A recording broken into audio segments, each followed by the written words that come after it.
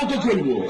দিদির কথা আমরা 2 মাস শুনবো না। দিদি আমাদের ক্ষমা করবেন। মঞ্চে দাঁড়িয়ে বললাম, অন রেকর্ড বললাম, প্রেস আছে রেকর্ড করছেন, অন রেকর্ড বললাম।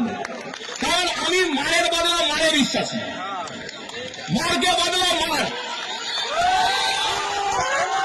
আমি এখানকার বিজেপির নেতাদের বলছি, চুরি ছিনতাই তো দূরের কথা, জ্যান্ত এই মাটিতে কবর দেবো, মাইক ধরে বলে গেলাম। আর সিপিএম তো আজকে ড্রেস চেঞ্জ করে ভারতীয় জনতা পার্টি। আপনারা মিটিং করুন, মিছিল করুন, ওনার কোনো বাধা নেই। কিন্তু বিহার ইউপি থেকে নেতা নিয়ে এসে বাংলার বুকে ষড়যন্ত্র করবেন, চক্রান্ত করবেন, আর বিহার ইউপিতে বাংলায় কথা বলার জন্য মাধ্যম হবে।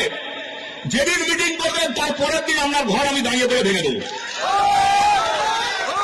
আমি 2021-এ দিদি আমাদের বারণ করেছিলেন বলে আমি ছেড়ে দিয়েছিলাম। 2026-এ দিদি ক্ষমা করবেন, আমি আপনার কথাও শুনব না।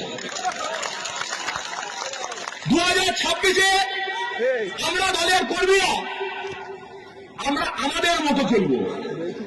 দিদির কথা আমরা 2 মাস শুনবো না। দিদি আমাদের ক্ষমা করবেন। মঞ্চে দাঁড়িয়ে বললাম, অন রেকর্ড বললাম, প্রেস আছে রেকর্ড করছেন, অন রেকর্ড বললাম। তার কারণ বারের একটা সীমা আছে, নোংরামির একটা সীমা আছে।